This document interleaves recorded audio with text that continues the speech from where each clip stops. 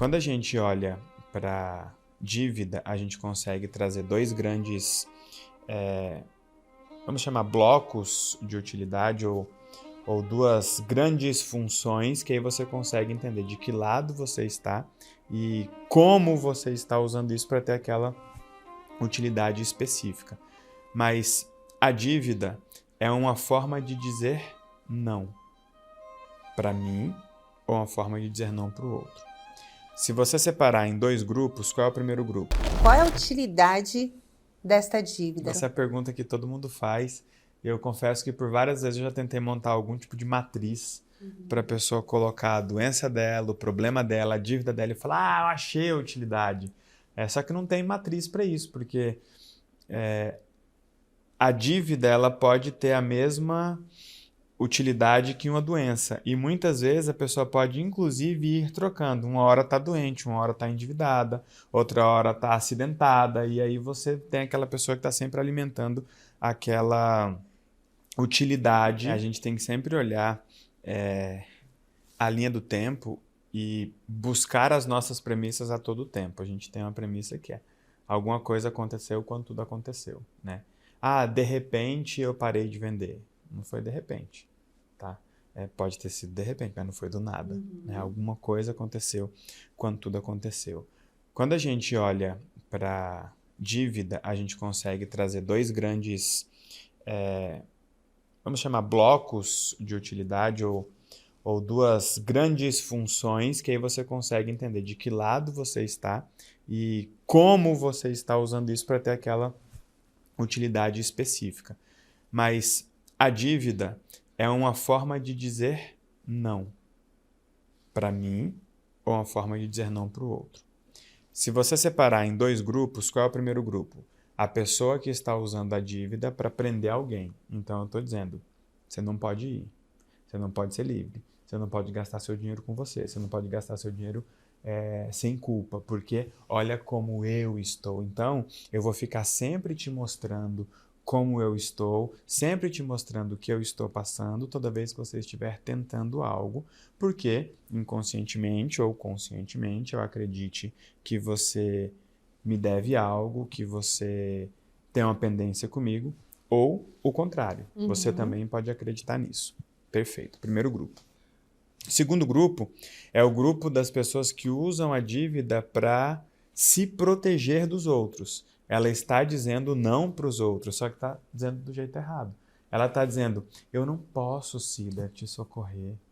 Eu até queria, eu sou uma pessoa boa, eu só não vou fazer isso por você porque eu não tenho dinheiro. Se eu tivesse dinheiro, eu reformava a sua casa, Cida. Se eu tivesse dinheiro, eu pagava uma escola para os seus sobrinhos e aquela coisa toda.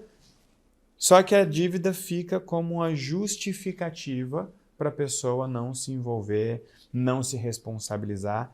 Convém ficar endividado. Então já coloca aqui no chat se você já deveu ou se você deve e preste muita atenção nisso, porque se um dia você vier a dever, a regra é essa, usar a dívida para prender alguém ou para não se prender a alguém, ou seja, se proteger de alguém, porque quando você é a primeira pessoa a prosperar em um lugar escasso, é terrível.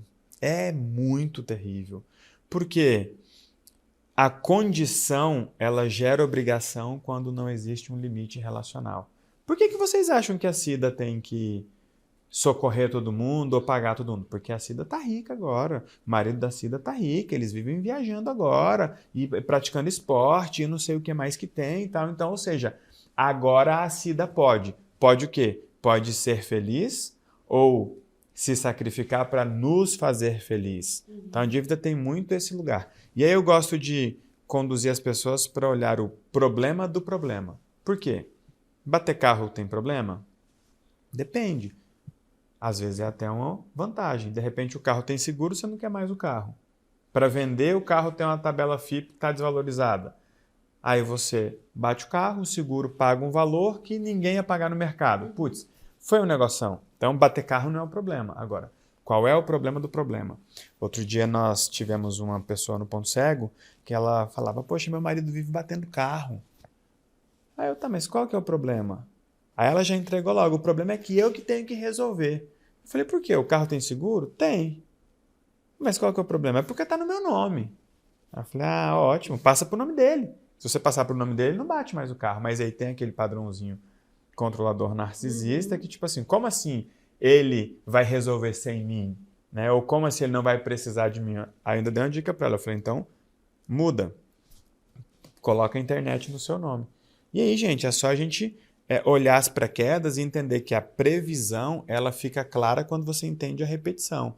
Ela tem um padrão controlador em que o narcisismo dela faz com que tenha que ser ela a resolver o problema.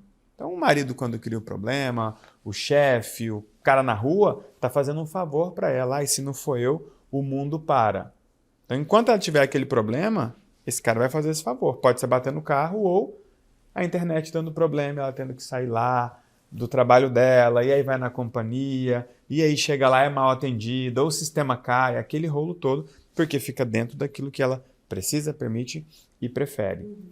E aí você percebe que ali, quando a gente pergunta qual é o problema do problema, o problema é que eu tenho que sair para resolver. Ok. Ficar endividado é ruim? Não, eu tenho dívidas hoje, eu faço dívidas hoje. Eu compro coisas parceladas, financiadas, etc e tal. Só que hoje o meu ganho é muito superior ao meu gasto. Agora, você que está endividado, qual que é o problema do problema? O problema é que eu não posso comprar tudo que eu quero. Eu também não. Você também não, não é?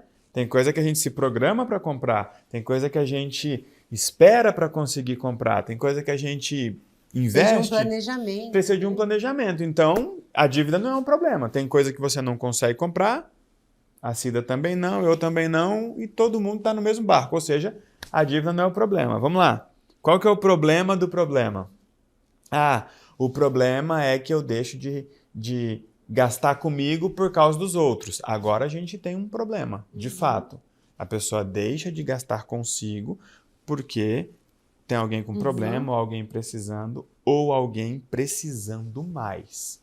Aí a gente começou a chegar nesse lugar. E aí não tem segredo, é rodar protocolo de combate à dependência emocional, proteção emocional, culpa e medo.